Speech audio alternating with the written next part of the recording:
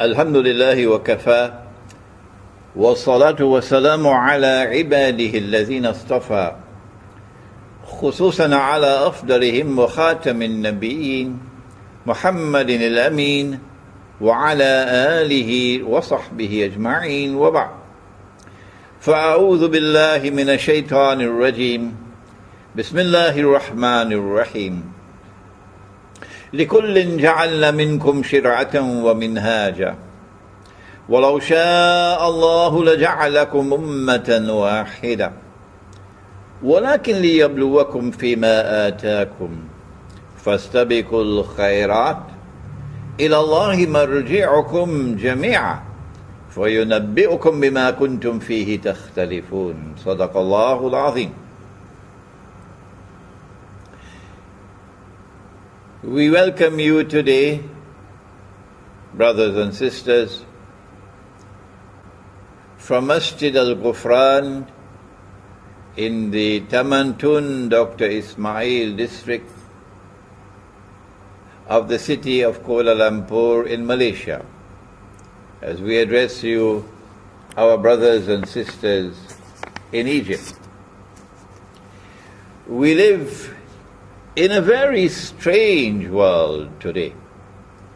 It grows stranger and stranger every day. It's a mysterious world.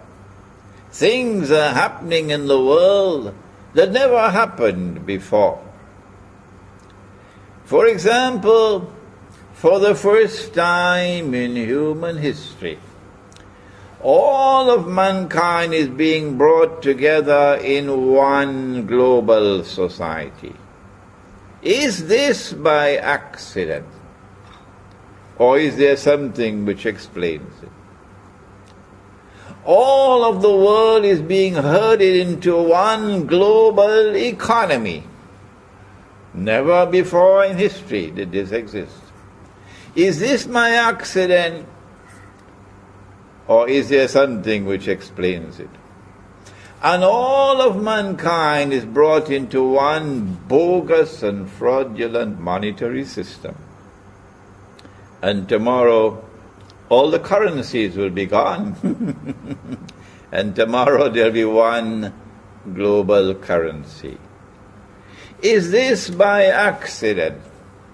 Or is there something which explains it? 100 years ago, if someone wanted to travel from Bursaid or Iskandaria to New York, it would take 2 months by sea. Today, thanks to the unprecedented progress of modern Western scientific and technological revolution, it takes a few hours. Yesterday, you had to write a letter.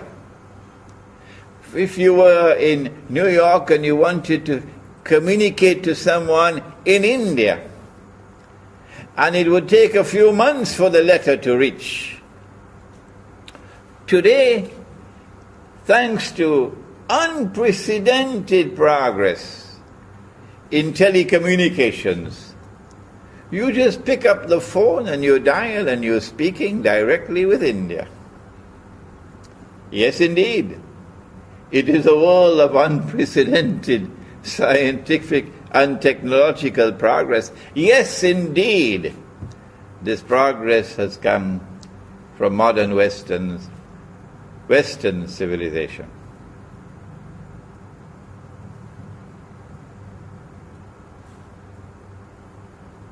There are those who see with only one eye.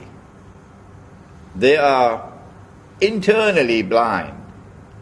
For them, knowledge comes only from external observation and scientific experimentation, and from the New York Times and the Washington Post and television and radio, daily newspapers.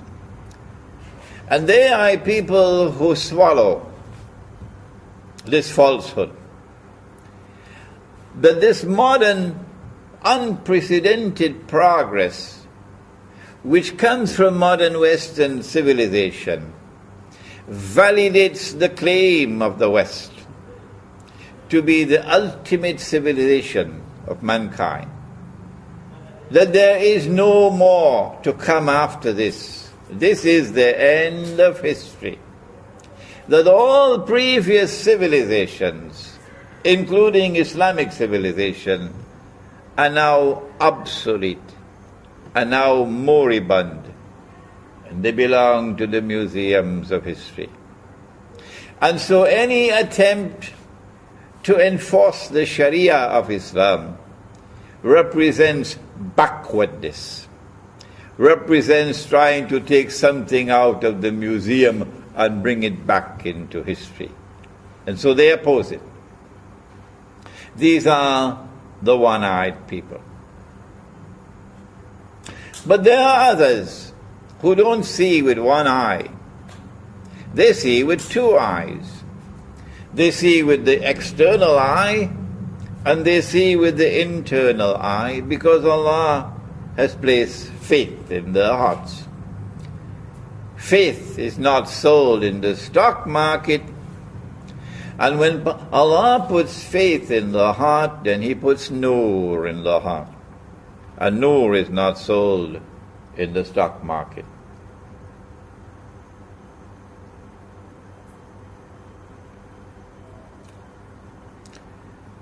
When these people look at the world today, they don't see a world of unprecedented progress.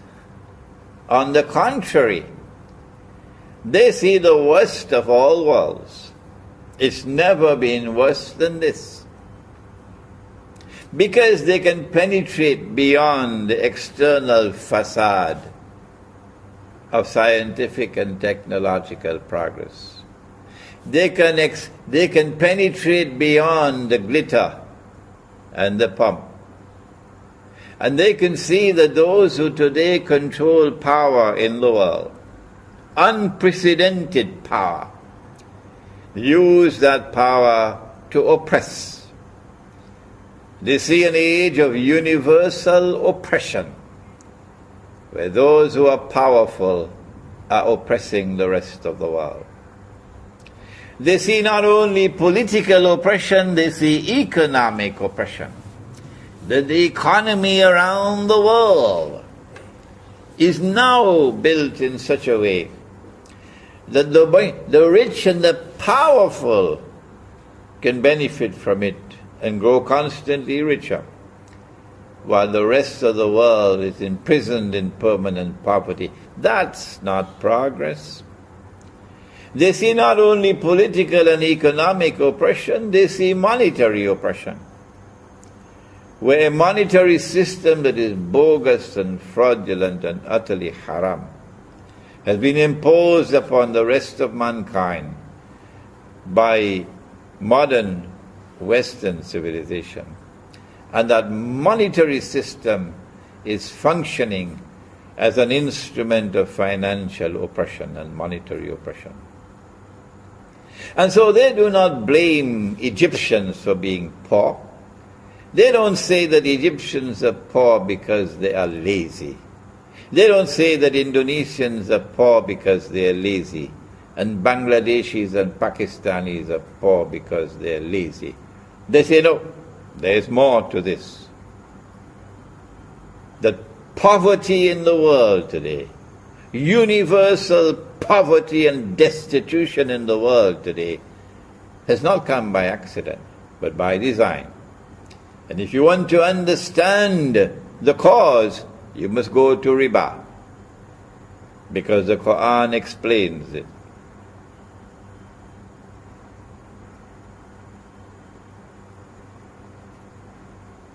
And so now let us turn to the subject of this strange age, before we turn to the Sharia and to Egypt's predicament and dangerous predicament at this moment. Who are those who control power in the world? And who are those who are ruling the world today? And how should we relate to them? Does Ikhwan al-Muslimun know the destination to which they are taking Egypt today? Does the Ikhwan al-Muslimun know the destination to which the world is being taken today? Do they know what is the end of history? We want to spend a few moments today explaining that before we turn to this reckless effort to enforce the Sharia and to a somewhat misguided effort to enforce the Sharia. Our language is blunt. Our language is harsh. We are forced to use this blunt and harsh language because of the dangerous moment in which Egypt is now located. And what happens in Egypt today will affect the world of Islam tomorrow. And so we have every right to comment on what is happening in Egypt today. Egypt stands on the brink of a pit of fire. And who is smiling? Only the Zionists. The Zionists are the ones who today control power in the world. And there are two kinds of Zionists.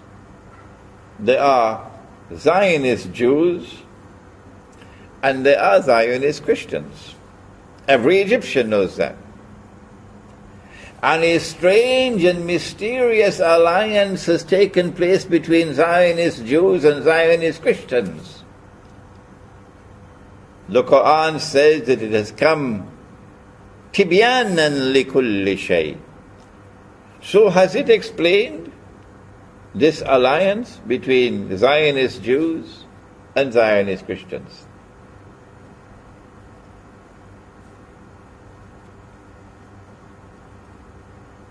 The alliance of Zionist Jews and Zionist Christians made its appearance, first of all, in the most spectacular way, that is, in Britain.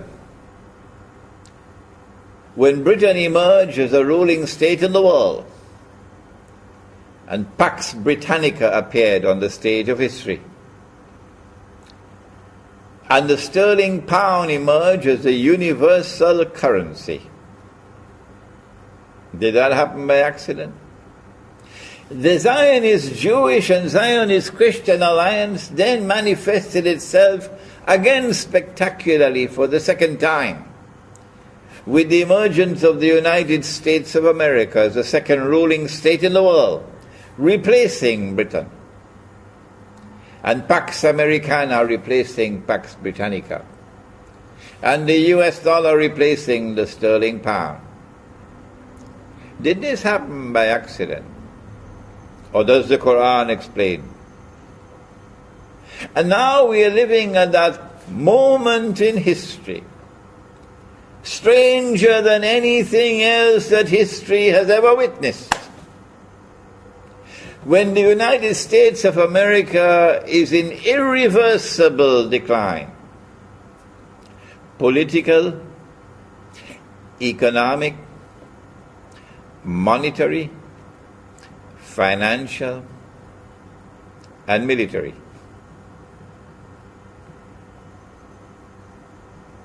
And the US dollar is heading for a meltdown. And it looks plain and clear that there is a successor ruling state to replace the United States as a third ruling state in the world. And once again it will be a Jewish Christian and Jewish, a Zionist Christian and Zionist Jewish alliance, which will spectacularly deliver to the world that third ruling state. And a new monetary system to replace the US petrodollar monetary system. We are living at that moment in history of transition. Does Ikhwan al-Muslimun have any knowledge of this? Has Ikhwan al-Muslimun done any research on this? To look in the Quran and look in the hadith of the Prophet sallallahu ta'ala alayhi wasallam for answers. In order to understand the destination to which Ikhwan is taking Egypt, and by implication taking the world of Islam, we need to answer these questions.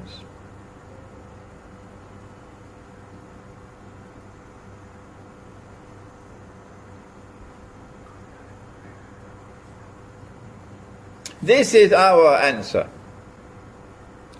If you say that we are wrong, that's not enough. You must answer. You must give the explanation from the Quran and from the Hadith. Do not simply say that Imran Hosein is wrong. That's not enough. Tell us what is the answer. The Quran is tibyanan likulli shay. It must explain history. Our answer is that Nabi Muhammad alayhi salatu wasalam said that when Dajjal is released, he will live on earth for 40 days. Yawmun ka sana, yawmun ka shahr, yawmun ka jum'ah, wasairu ayyamihi ka ayyamikum. Sahih Muslim. And when he is released on earth in a day which is like a year, he will be released on an island. And we have descriptions of that island in the hadith of Tamim ad-Dari. In my book, Jerusalem in the Quran, which has now been translated to Arabic, mashallah, and it's available on my website, and you'll see the website at the bottom of the screen. In my book, Jerusalem in the Quran, which was written 10 years ago, I identified the island as Britain. And I went on to say that when Dajjal was in a day which is like a year, it is from Britain, Pax Britannica, that he commenced his mission to rule the world. And that when Britain was replaced by the United States and Pax Americana replaced Pax Britannica, Dajjal had moved to a day which is like a month. And now that Pax Americana is in irreversible decline, and a new ruling state is to replace it, and a new monetary system is to replace the US petrodollar monetary system, we said it is Israel which wants to replace the United States. And it is the universal, invisible and intangible electronic and digital money controlled by the Zionist-controlled banking system around the world, which will be the new monetary system, again backed by the petrodollar. Not the petrodollar, by petro money. This is our explanation. If you say that we are wrong, you must tell us what is right.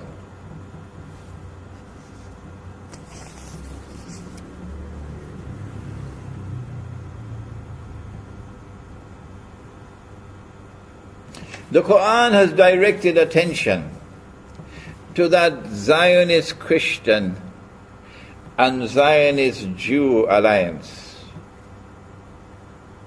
When Allah subhanahu wa ta'ala commanded in Surah Al-Ma'idah, بعد أعوذ بالله من الشيطان الرجيم يا أيها الذين آمنوا لا تتخذوا اليهود والنصارى أولياء. Allah is not speaking about all Jews and about all Christians. Absolutely not. Well then, which Jews and which Christians? The answer, بَعْدُهُمْ أَوْلِيَاءُ بَعْضٍ. He's speaking about a Jewish-Christian alliance which has now appeared in history, in the Zionist-Christian, Zionist-Jewish alliance, which lies at the heart of modern Western civilization. In fact, it has hijacked modern Western civilization. What is the price that we would pay if we turn to Washington as our Qibla and hold the view that the Sharia belongs to the museums of history? What is the price that we pay if we accept the lie that religion and politics must be separate from each other and we secularize life, which is what the Judeo-Christian Alliance wants us to do? What is the price that we pay when we identify with them? Allah goes on to say, وَمَنْ يَتَوَلَّهُ مِنْكُمْ فَإِنَّهُ مِنْهُمْ.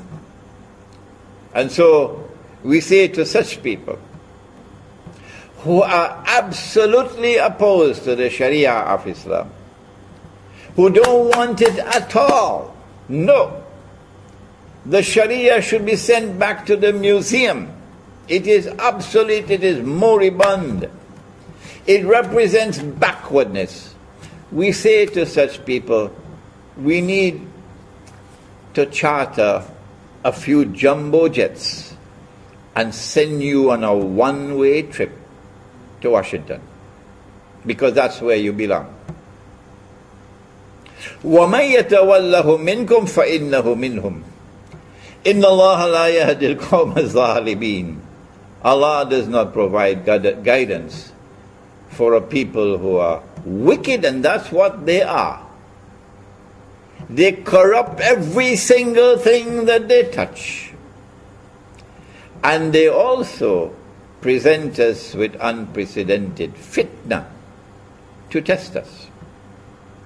From modern Western civilization has come two things. And you are familiar with these words. The first word is fitna, and the second is fasad. There is fasad today in the political system. It's corrupted beyond recognition. It is collapsing all around the world. There is fasad in the economy. It is corrupted. It smells stink. There is fasad in the monetary system. There is fasad in the banking system. There is fasad in agriculture and the production of food. There is fasad in the educational system. There is fasad in the male-female relationship. There is fasad in the feminist revolution. Don't be annoyed with me for saying that. There is universal fasad in the world today. And I ask, is this happening by accident? Or is there an explanation?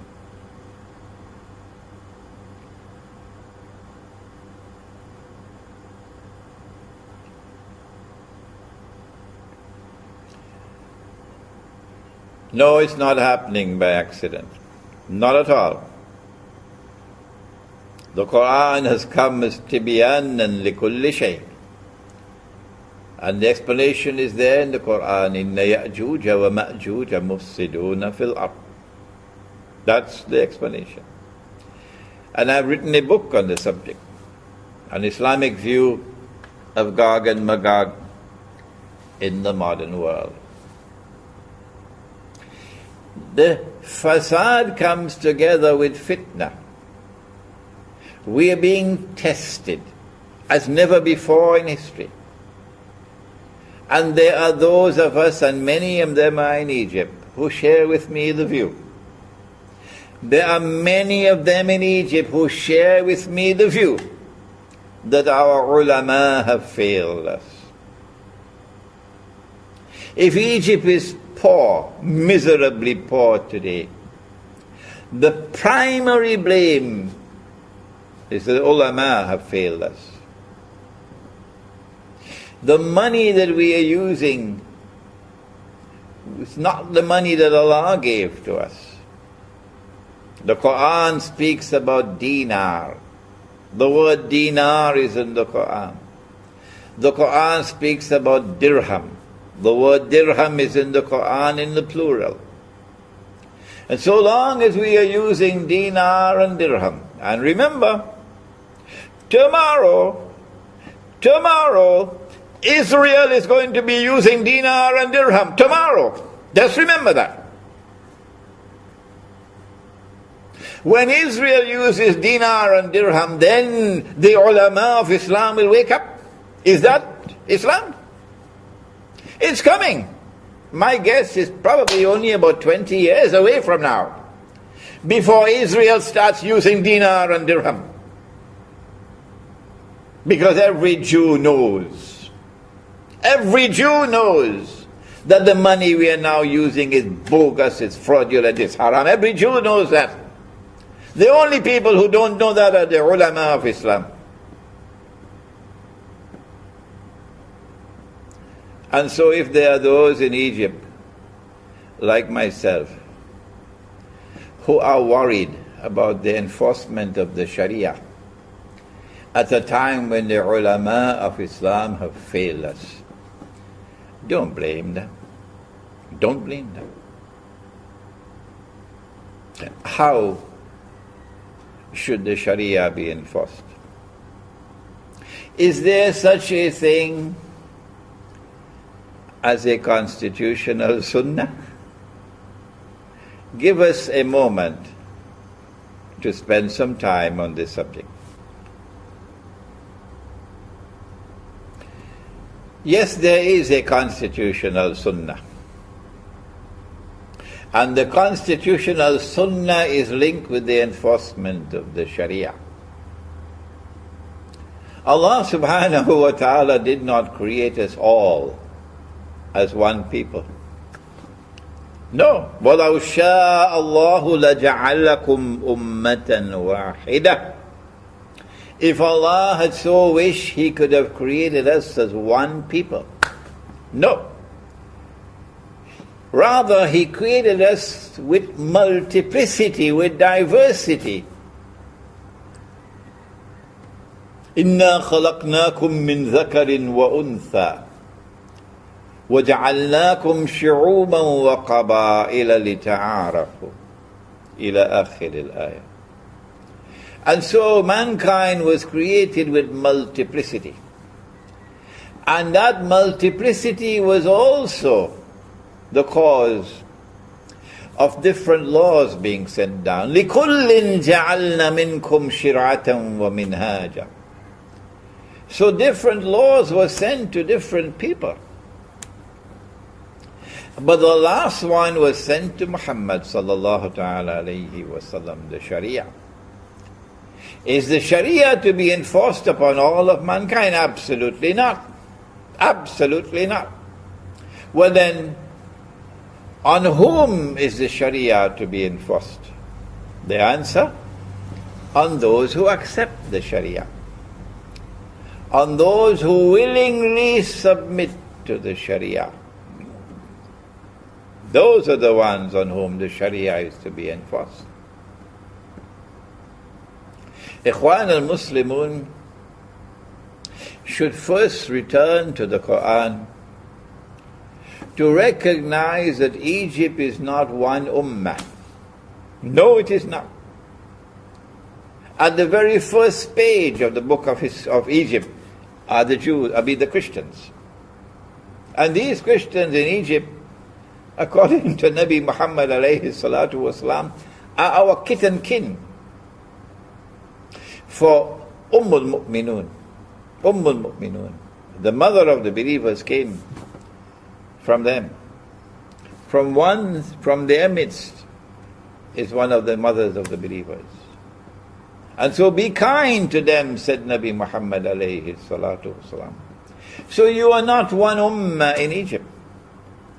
What is the function of a constitution? When we turn to the constitutional sunnah, we get the answer. A constitution is needed when you have different people who want to come to live together. Then you need a constitution. If you have only one homogeneous people who have a law of their own, you do not need a constitution. Their law is sufficient for them. It is when you have different people who want to live together as an ummah, a community, only then do you need a constitution. Forget what comes from Oxford and Cambridge and Sorbonne. Listen to the Sunnah.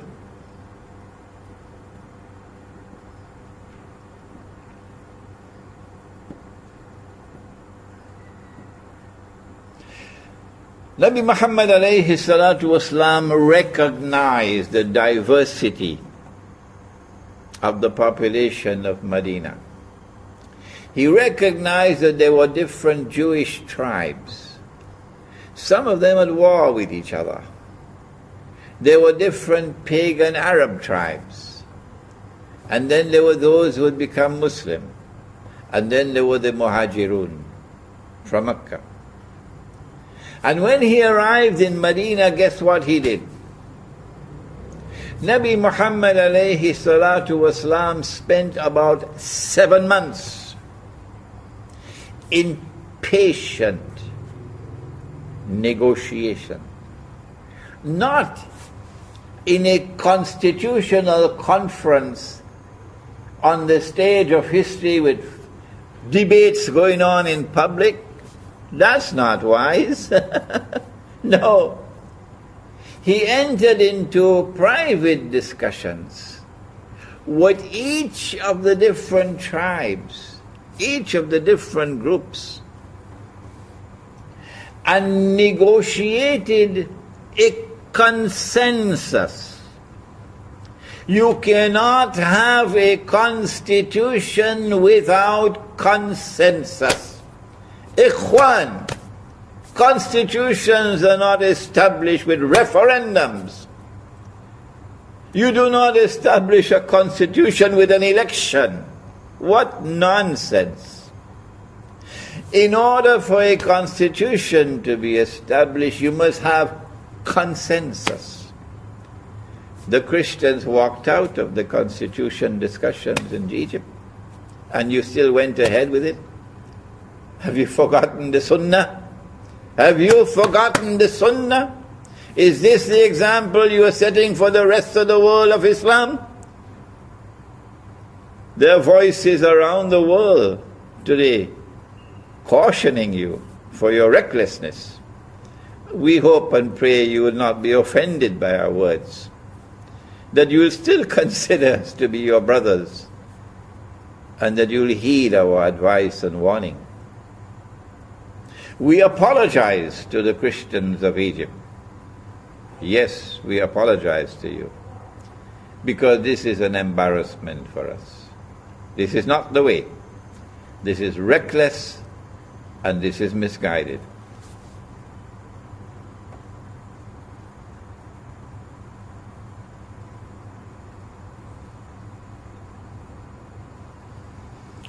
It was after 7 months of patient negotiations that Nabi Muhammad alayhi salatu wasalam finally succeeded in forging a consensus of that on which there was agreement, minimum agreement, amongst all the units of the state, people who constituted a polity, who wanted to live together.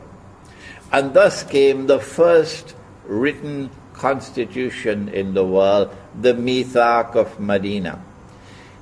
Is it that you have forgotten that Mithaq? How it was established? Had I been an Egyptian, I would never vote in the referendum. Never. And I urge all those in Egypt who are in agreement with my views, no, we will never vote in any referendum for Sharia, because that's a departure from the wise and enlightened Sunnah of Muhammad sallallahu ta'ala alayhi wa sallam. Rather, you have to engage in patient negotiations with wisdom, something in short supply today, isn't it? With wisdom, to try to bring about a consensus, and that consensus will give you your constitution. The Zionists will never want you to succeed in that effort. One more statement on Sharia. I said that I am also one of those, like many in Egypt,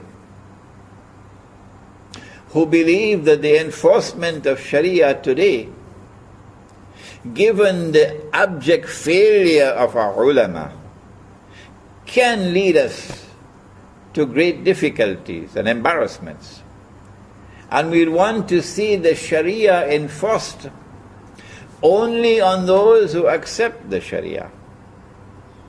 And that the enforcement of the sheer Sharia should lead to the emergence of an enlightened ulama who will be able to respond to the fitna, the unprecedented fitna of this age, with enlightened legal thinking, something in short supply amongst those who say that bank interest is not riba. That the paper money that we're using and the plastic and electronic money that we're using is halal. And that the modern state, the modern republican state which recognizes state sovereignty to replace Allah as Al-Malik, is halal. Short supply of wisdom. What we want to say about the Sharia is this. Allah subhanahu wa ta'ala has asked us to call people to the way of Allah with wisdom. Ud'u ila sabili rabbika bil hikmah wal maw'izati al hasana. Is this wisdom? Is this the way to impress upon the Egyptian people? That you are rushing through a constitution and a referendum within a short span of time? Is this wisdom? No, it's not.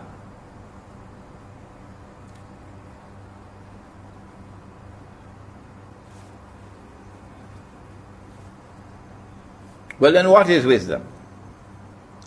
Let me tell you what is wisdom.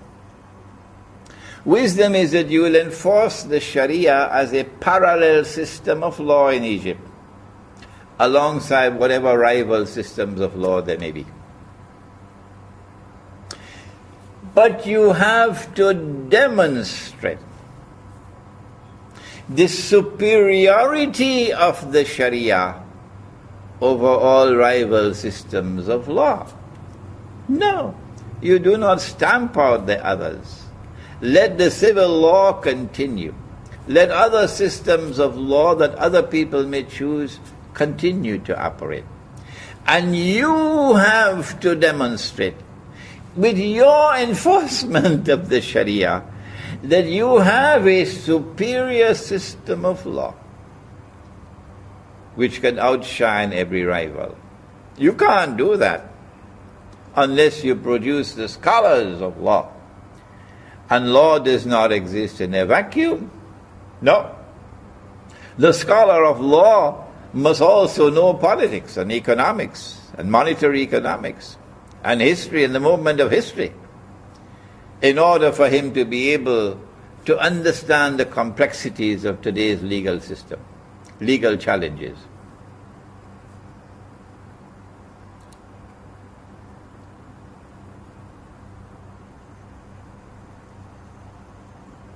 And so my word of advice is that instead of enforcing the Sharia upon a people who do not want it or who are worried about how it will be applied, do it a different way.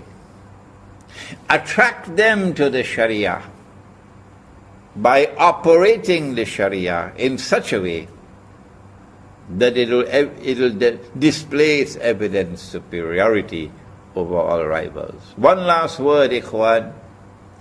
One last word. What direction, what destination are you taking Egypt to? And what destination is the world heading to? We said that Israel is about to replace the United States as the next ruling state in the world. That's not by accident. That is Dajjal in a day which is like a week. And when a day like a week has come to the end, the malhama has already occurred. And the conquest of Constantinople has already occurred, which is after the Malhama, not the one that occurred 600 years ago.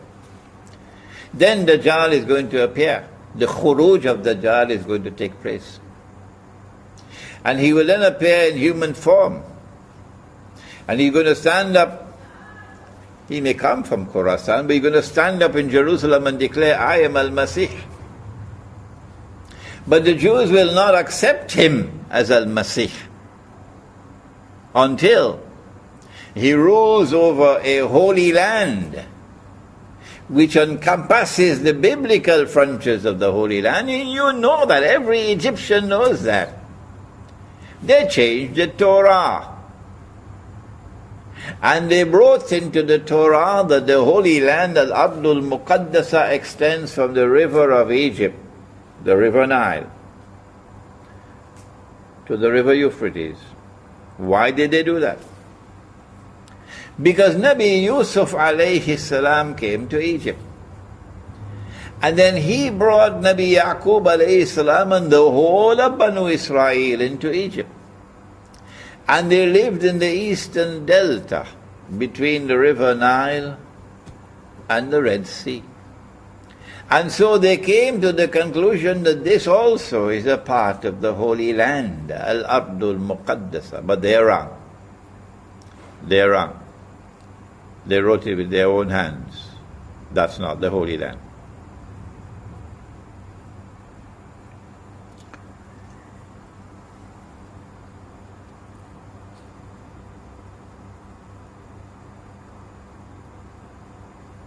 And so, you don't need a PhD to understand.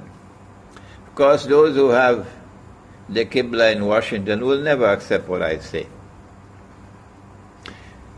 You don't need a PhD to understand that the Arab Spring was meant to prepare the way for the Arab slaughter. That they are preparing great wars against the Arabs. Because in order for Israel to become the ruling state in the world, Israel has to impose a political and economic dominion over the Arabs. Number two, Israel cannot impose a political and economic dominion over the Arabs unless and until Israel wages great wars. And these are not only military wars, these are also biological wars. And succeeds in substantially reducing the population of the Arab world.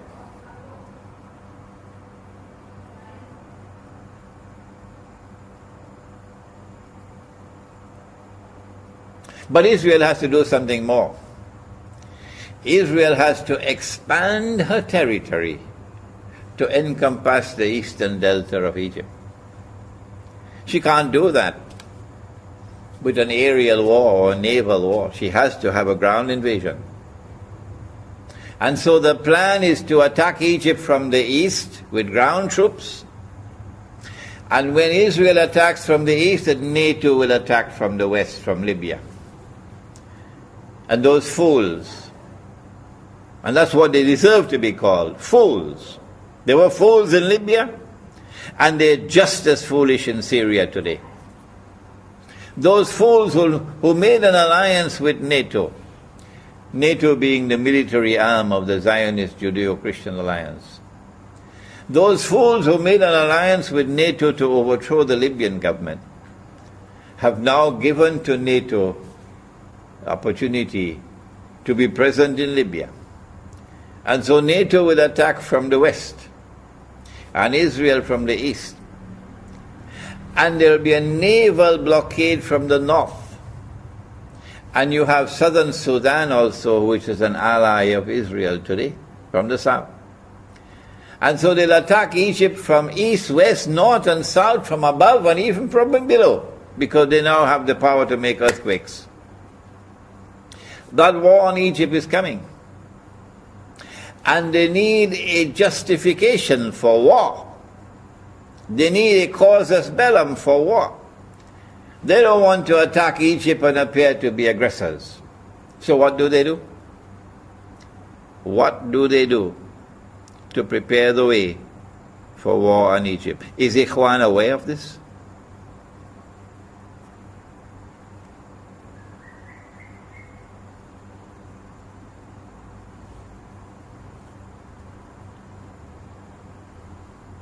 At a moment when Egypt should be coming together, all the different forces in Egypt should be uniting to resist the greatest threat that has ever existed in Egyptian history, the Zionist threat of an attack on Egypt. At this moment when we should be uniting our people, Ikhwan's government in Egypt has succeeded, and succeeded dramatically in dividing the people as they were never divided before. Is that wisdom? Is that the destination that you take in Egypt to? Who is smiling today with what is happening in Egypt? The answer, the Zionists are smiling. That's the answer. They want to be able to set up Egypt for the attack on Egypt. That they'll make it possible through the Arab Spring for a so-called Islamic government to come into Egypt. And then they'll help that Islamic government to take control of the military. And then they'll help that Islamic government to take control of the judiciary. So that the Islamic government is in total control of Egypt. And when the Islamic government is in total control of Egypt, and the Sharia is enforced on Egypt, and civil war comes to Egypt, they'll smile. And then they will exploit the weakness of the ulama to make the Sharia look stupid, to make the Sharia look foolish, to make the Sharia look savage and backward. And there are many ways that they can do that because of the failure of the ulama today. And then they will be able to show to the world, this is what Islam is doing in Egypt. And these people are bloodthirsty people, and they only want to cut the throat of Israel in order to be able to attack Egypt and yet not be blamed for committing aggression.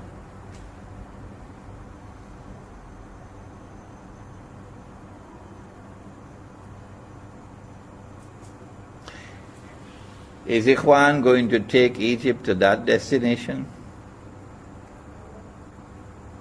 Knowing that that's the destination to which the world is now moving? What should we do, O Egypt, at this moment? After the colossal failure of the advisors to the present Egyptian government, they should be removed. And men of greater wisdom should take over. Number 2, no constitution should be enforced upon the people unless and until it is arrived at through consensus. The Christians in Egypt have an equal political right to the Muslims to a constitution to which they will agree. Number 3, that the Sharia should be enforced only on those who are willing to submit to the Sharia. So it will not be the law of all Egypt. No. The other systems of law will function alongside the Sharia. Number 4, that when the Sharia is enforced, we should not so enforce the Sharia that we look like fools. Rather, Islamic scholarship must rise to the occasion. Islamic scholarship must rise to the occasion to operate the Sharia in such a way that it demonstrates its evident superiority over all rival systems of law. That's not easy. That is not easy. That requires the best Islamic scholarship in the world today. And also it requires that Islamic scholarship must expand its vision beyond law to encompass all other subjects that are relevant, including the one in which I specialize, ilmu akhirul zaman. I pray that these words of mine may not offend, may not hurt, I pray that these words of mine may be accepted in the spirit in which I am given them. Yes, I have used harsh language to condemn reckless and misguided behavior, because the moment is now too dangerous. I pray that Egypt may step back from this pit of fire on which it now stands, that reason may prevail, good sense may prevail, and that the constitution may be established on the basis of consensus, and that the Sharia be enforced only on those who are willing to submit to the Sharia. Thank you. Wassalamu alaikum wa rahmatullahi wa barakatuh. إلهي لست للفردوس أعلى ولا أقوى على نار الجحيم الله فهب لي التوبة واغفر ذنوبي فإنك غافر الذنب العظيم إلهي لست للفردوس أعلى ولا أقوى على نار الجحيم الله فهب لي توبة واغفر